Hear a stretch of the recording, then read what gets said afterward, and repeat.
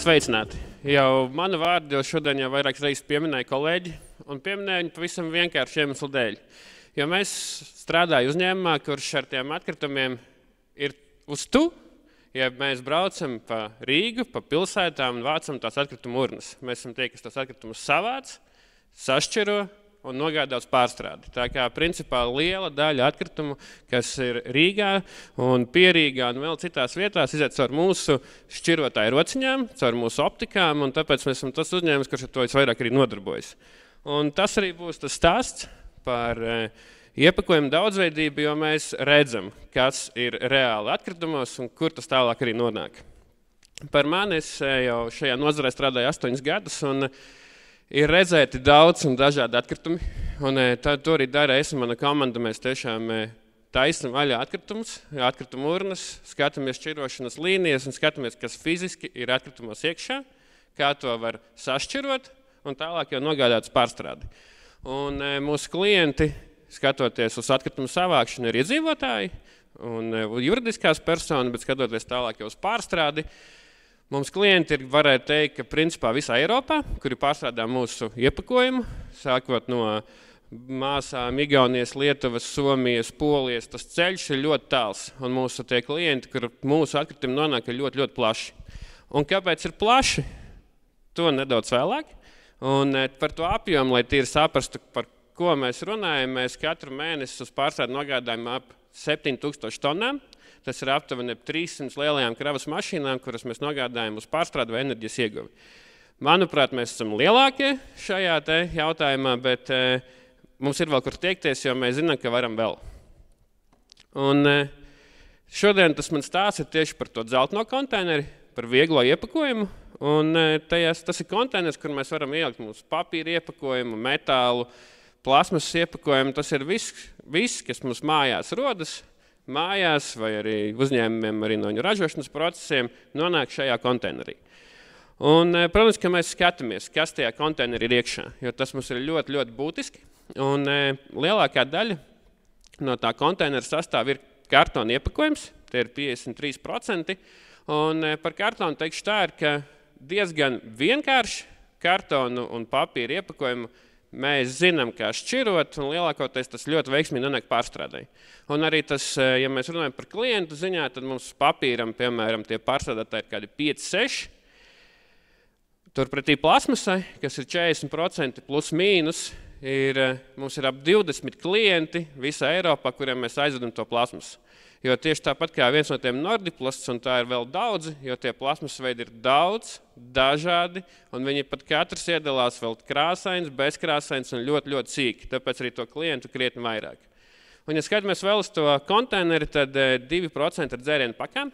Par to mums pašiem ir liels prieks, jo, ja skatāmies pirms 2 gadiem atpakaļ, tur bija 0, un dzērienu pakas ir tas pieminētās piena pakas, sulas pakas, kuras tiešām mēs ļoti aktīvi strādājam pie tā, lai pirmkārt izglītot iedzīvotājus, un otrkārt arī mūsu resursos. Un mūsu resursos nozīmē, mēs attīstam mūsu šķirošanas iekārtas, lai spētu ieraudzīt un optiski nolasīt tetrapakas. Atvainojos, dzēriena pakas. Un skatoties uz to dažādību, tad principā no plasmasas mēs atdalām 20 dažādas kategorijas, dažādus materiāla veidus, un katru no tiem mēs nogādājam uz pārstrādi. Un tas sadalījums, kā tas sadalās, ir pavisam vienkārši. Ir pārstrādājumi materiāli, par ko mēs principā pavisam vienkārši, un tie 4 jau paši populārākie, bet to nedaudz vēlāk. Un nepārstrādājumi tā ir laikam tā sarežģītākā sadaļa, par kuru vienmēr ir vairāk jautājumu, jo tieši tā ir reizēm ir grūti saprast, vai tas ir derīgs pārstrādai un vai tas nonāks pārstrādai. Jo ne tikai ir akcents uz to, vai tas ir pārstrādājums, bet arī akcents uz to, vai to spējam sašķirot. Vai tas apjoms ir pietiekošs, un vispār ir resursi, lai to izdarītu.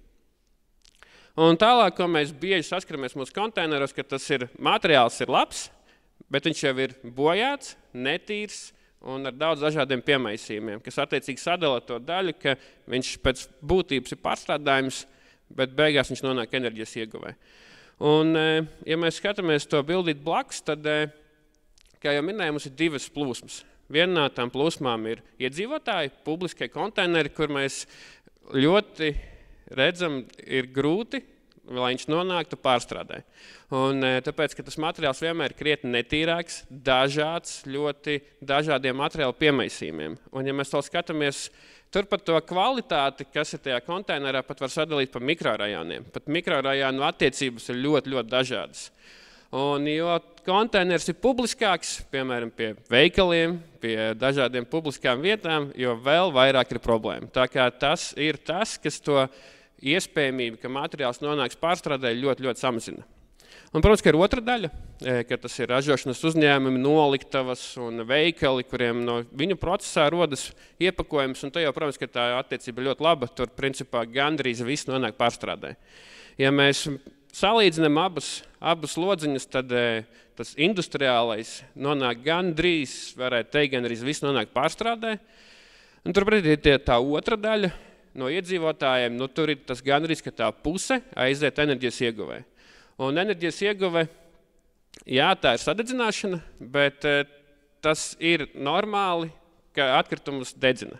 Tas ir mans viedoklis, pie kā tas ir, un mēs tā netiksim uz priekšu. Tā kā, principā, tās ir divas daļas, kā viss sadalās, bet iesim jau tālāk, kā tas viss izskatās. Un pats vienkāršākais pārstrādājuma plasmasa, un te jau ir tie 4 pieminētie, kur, teiksim, tā ir zaļajā sarakstā, kur arī veido lielāko masu. Tikai jāatcerās to, ka tā lielākā masa arī ir dažāda. Un tas pēc man būs labs piemērs, bet to arī nākošajā slaidā, lai paliek interesantāk. Bet, principā, pēc HDP un polipropilēns un LDP ir tie visi 4 materiāli, kas ir vislielākā masa un kura ir lielākā daļa arī ir pārstrādājumi.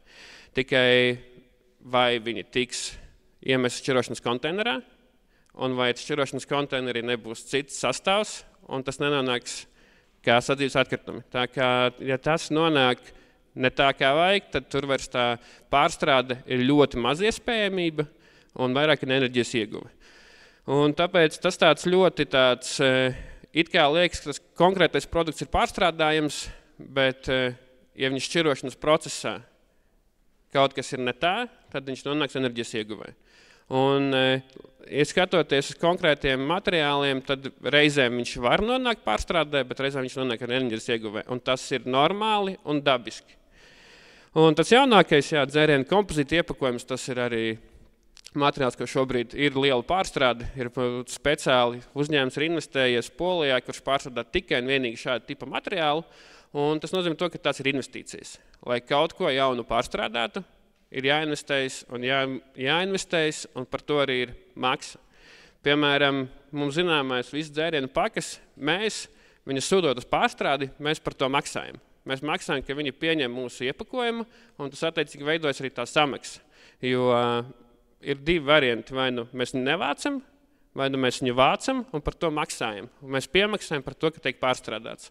Un šis te paliek arvien populārāks un arī vairāk, ka tas materiāls paliek netīrāks. Un lai viņam rastu iespēju, pārstrādājamības iespēju, mēs pārstrādātājiem maksājam naudu, lai viņi vispār to pārstrādātu. Jo viņu produkts, kā jau Kristīna pieminēja, paliek arvien sliktāks un sliktāks, un tas attiecīgi maina jau to, ka viņi to vairs nevar saražot savu produktu. Tāpēc mēs cenšamies atlasīt visu, ko varam, bet mēs par to arī maksājam. Un tad tā nepārstrādājumā daļa, un es jau sākšu ar saviem mīļiem 2 piemēriem, un pirmais par petu. Un pēc tieši tā, ka lielākoties tas ir no pudelēm, ko mēs īsti labi zinām, kas ir labi pārstrādājums, un te es metīšu akmentiņu, laikam, iepakojumu, tā kā, teiksim, pārdevējiem, ka stoņi ļoti spēlē, ka pēc ir pārstrādājums, un to ir aicina izmantot. Bet visi trauciņi, olu bretes un ļoti plašs klāsts, kas veidojas no PET traukiem, tie ir nepārstrādājumi. Tā ir enerģijas ieguve. Un te ir man viens mīļš brands, ko es aktīvi pirku, gaļas iepakotājs, izmantoja polipropilēnu. Un viņi uzlika skaistu zīmīti recyclable un uzlika virsū PET. Un tad no pārstrādājuma viņi nomainīja uz nepārstrādājumu, un tas noteikti ir, es visticamāk domāju, ka tas varbūt kļūdos, bet tas ir iepakojuma pārdevēja pirksts. Un tādi gadījumi paliek arvien vairāk, ka no PETu aicina izmantot un nomainīt. Otrs tāds praktisks piemērs ir polisterols, PS, un te ir jau pieminēts krējums, un tā arī ir. Un veikala plauktos es pats skatos, ka ir divu veidu krējuma trauciņi. Viens ir polipropilēna, un viens ir polistirola. Un ar vienādiem derīguma termiņiem. Un polipropilēns noteikti nonāks pārstrādē. Polistirols nenonāks pārstrādē.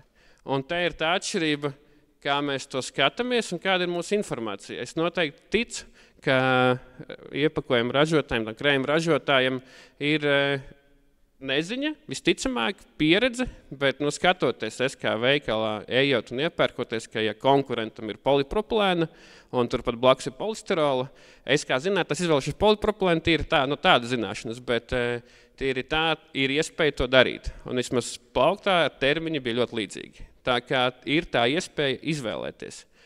Un, protams, ka jau pieminētie kombinētie un citi materiāli, tur tā izlase ļoti liela. Liela izlase, un tas arī ierobežo to pārstrādājamību, bet kas noteikti ir jāatzīmē, ka tie iepakojums, lai viņš šķiet pārstrādājams, viņš ir virsū uzlikts tas LDP vai kāds no šiem materiāliem, ja viņš ir diametrāli maziņš, teiksim 5 centimetri, ļoti liela iespējama, ka tas nonāks enerģijas ieguvē. Jo mazus materiālus pārstrādāt ir ļoti, ļoti sarežģīti. Viņus pirmkārt ir ne tikai sarežģīti, bet arī viņus ir sašķirot. Jo šķirošana notiek divējādi. Viens ir, ka tas mums iet manuāla līnija, kur to dara šķirotāji, un otrais, ko mēs paši esam investējušies, tas ir attiecīgi ar optiku. Un ne optika, ne cilvēks manuāli nespēja nošķirot mazas detaļas. Un mazas iepakojuma detaļas visticamāk nedusmojoties, bet nonāks enerģijas ieguvē. Un, lai arī jums liekas, ka tas ir pārstrādājums, viņš nenonāks noteikti, ka nonāks enerģijas ieguvē. Un tā tas faktā ir, un no tā izbeigt, diemžēl, nevar. Un otrakārt, kas ir tas, kas ierobežo, ir izmērs. Ne izmērs, to jau pieminēju, bet tieši tas, cik tas ir pieejams materiāls. Ja ir kāds materiāla veids, kas jums liekas, ka ir pārstrādājums, bet viņa Latvijas tirgu, un tas ir mazs tirgus, ir ļoti mazs. Un tas arī ierobežo to, lai kaut kur viņu aizsūtītu pārstrādēji. Jo pārstrādātāji izvēlas materiālu maksimāli viendabīgu, ko viņi pārstrādā, lai rastos konkrēti produkti, ko viņi var saražot. Un ja konkrēts produkts ir ļoti mazā apjomā Latvijas tirgu, tad visticamāk tā arī būs enerģijas ieguve. Iepakojuma daudzveidība un izaicinājums, un tas ir tāds, iepakojuma ir daudz un dažādi, un skaidrs, ka tur ir atšķirti, cipariņu ir daudz un burtu ir daudz, un to mēs arī iedzīvotājiem arī sakam, ka neskatieties tiem iepakojumu cipariem un burtiem, bet skatieties, ka tas ir nācis no pārtikas, un to droši var likt šķirošanas konteinerā. Jo skaties šķirošanas konteinerā, mēs apzināmies, ka tur būs šķirojums, pārstrādājums, bet būs arī enerģijas ieguve. Bet tā kā iedzīvotājiem mēs sakam, nevajag daudz un sarežģīti domāt, labāk, ja tas ir nācis no pārtikas, no mājsaimniecības lietota prece, droši liekam iekšā dzeltenajā konteinerī, un tas nonāks kaut kur. Vai pārstrādē, vai enerģijas ieguvē. Un tas noteikti nenonāks atkrituma poligonā. Bet tā kā jau minēju, tad investīcijas rada arī iespējas. Un tā kā pēdējo tajā 5 gadē skatoties, ir pavisam daudz lietas, kuras ir attīstījušās. Un attīstās tas pārstrādāmības iespējas. Un viena no tām lietām ir jau pieminētās tas kompozīta materiāls, ir dzērienu pakas, kur pirms 2 gadiem tā pārstrāde bija principā nekāda. Šobrīd to var pārstrādāt un ļoti labi pārstrādāt. Pirms 2 gadiem arī tiem pieminētie krējuma trauciņi bija principā nepārstrādājumi. Šobrīd tā pārstrāde ir ļoti iespējama un ļoti vienkārši un vairāk pārstrādāt, kur to pārstrādā. Kaut viņi ir tīri, netīri, bet to var pārstrādāt. Galvenais, ka viņi nonāks līdz tam dzeltenajam konteinerim. Tā kā tas polipropilēns šajā gadījumā ir viegli pārstrādājums un tur viss ir kārtībā. Bet tas ir izmaksas gan pārstrādātājiem, gan mums kā atkritumu šķirotājiem, jo, lai aizvestu to krējuma trauciņus pārstrādi, mēs par to arī samaksājam naudu. Mēs par to samaksājam pārstrādātājiem, lai viņš vispār spētu viņu pārstrādāt. Izmazgāt, nomazgāt un saražot jaunu produktu. Tā kā tās ir atkal izmaksas. Un vēl viens tāds piemērs ir piena pakas, piena pudeles, kuras pirms necaurspīdīgās piena kefīra, kuras pirms kādu laiku arī nebija pārstrādājumas, un šobrīd jau tās ir veiksmīgi pārstrādājumas, un to var vienkārši nodot uz pārstrādi. Tā kā mēs attīstamies, gan kā atkritumu šķirotāji, gan pārstrādātāji arī dara savu daļu. Un iet uz to, lai attīstītu maksimāli vairāk. Bet viennozīmīgi, ka tas nav vienkārši. Un mūsu tāds, ja mēs minējam par pārstrādātāju attīstību, tad mūsu attīstība ir tieši uz iepakojumu šķirošanu. Ja līdz šim mums bija principā manuāla šķirošana, kur cilvēki tiešām tikai to darīja ar rokām, šobrīd jau mums ir automatizēta šķirošanas līnija ar vairākiem optiskiem līnijām, ko mēs pagājušajā gadā atklājām, un tas jau nozīmē to, ka tas palielina iespējamību, ka kaut kas nonāks pārstrādi. Jo ar optiskām šķirošanas iekārtām tas ir diezgan vienkāršāk, ātrāk un realistiskāk. Bet, protams, ka tās jau atkal ir pieminētās izmaksas. Jo tā jaunā iekārta, jaunā rūpnīca, kur mēs pagājušajā gadā uzbūvējām, maksā 12 miljonu eiro. Un skaidrs, lai to vispār izdarītu, saprastu, tās arī ir kaut kas jādara un jāmeklē tie resursi. Tāpēc mēs meklējam gan resursi no pārstrādes viedokļa, gan arī no finanšu viedokļa. Svarīgi atcerēties no iedzīvotājiem, tas, ko ir svarīgi pieņemt, ka iedzīvotājiem mēs aicinām šķirojam, visi, kas šķirojams, maksimāli iespēja robežās atbrīvojams no pārtikas atliekām, no atkritumiem un liekam šķirošanas konteinerī. Pavisam vienkārši un saprotami. Ražotājiem izvēlēties iespēju robežās pārstrādājumu un ne tikai tādu burtiņu, cipariņu, bet tiešām pārstrādājumu. Kā to reāli izdarīt? Viens ir noteikti vērsties pie mums. Mēs mēģināsim palīdzēt un atbildēt, vai tas tiešām faktā nonāks pārstrādē. Jo viens ir tie cipariņi, bet tie 4 materiāli, kur ir zaļā saraksta automātiski. Bet, ja tiešām interesē, vai tā ir vai nav pārstrāde, tad droši varam sazināties, mēs pateiksim, vai šis konkrētais materiāls nonāks pārstrādē vai nonāks enerģijas ieguvē. Un to var ļoti ātri pateikt. Protams, ka tur ir arī liela attiecība no tā, kurā vietā pārsvarā viņi rodas, jo ir atšķirības reģionos, kurā Latvijas reģionā kā kurš ko šķiro, bet mēs lielākais akcents ir Rīga, un par Rīgu tā kā ir tāds vienbalstīgs, teiksim tā. Un kombinētie materiāli, kur sarežģīto pārstrādi, skaidrs, ka viņi pārtikas nozarē neizbēgami, viennozīmīgi. Un tas ir un tas paliks. Bet tāpēc arī enerģijas, jeb reģenerācijas būs, un tas ir neizbēgami. Un te tāds skaļi teikts, ka 99,9% visi iepakojumi, kas nonāk dzeltenajā konteinerī, nonāks vai nu pārstrādē, vai enerģijas ieguvē. Nekas no tā, ko iemetīs dzeltenajā konteinerī, nekas no tā nenonāks atkrituma poligonā. Un tas ir ļoti svarīgi saprast, ka mēs visu sašķirotais kaut kur nonāk. Tas nenonāk nekur sliktā vietā, ja poligonā. Poligons nav slikta vieta, bet nepiemērot iepakojumam. Un tā ir, teikšu tā, ražotāja atbildība izvēlēties, ko un kur tā nonāks. Un mēs noteikti varam nākt palīdzēt un aicināt un izvēlēties, jo es ļoti pārliecināts, ka vismaz runājot ar ražotājiem, ka tie iepakojumi pārdevēji palīdz aicināt izvēlēties konkrētus iepakojumu veidus, un tas ir tas, kas nospēlē lielu lomu. Tā kā noteikti, ka vērsieties pie mums, mēs palīdzēsim, lai tas materiāls kļūtu pārstrādājams tiešām pēc fakta. Nu, un tad jau tāds filozofisks iepakojums, tā ir izvēle ar labām sekām vai ar netik labām sekām. Un to jau mēs varam katrs padomāt par to un skatīties, kā mēs izvēlamies savu iepakojumu. Paldies!